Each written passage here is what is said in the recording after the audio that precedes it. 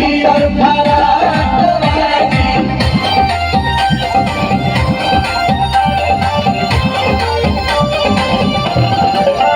वाली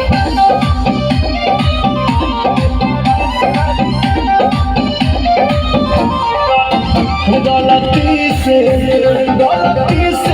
जान टकरा गई हो गलती से लड़की के देखी पागल लागिल बड़ा का लागे कि भांग खाके आगिल बड़ा का करत इशारा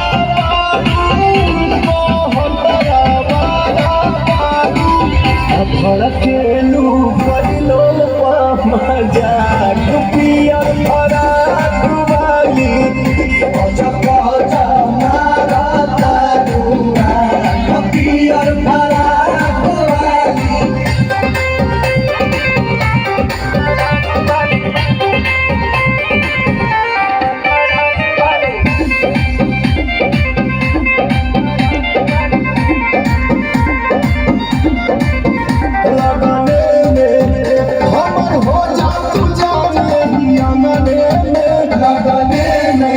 हमके पटावे ना तू भूला दे से मारब चला के रसगुल्ला दे से आगे आगे आंसू खोई है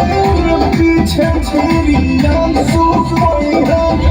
पवन के मान दिहतूरा पियर फराक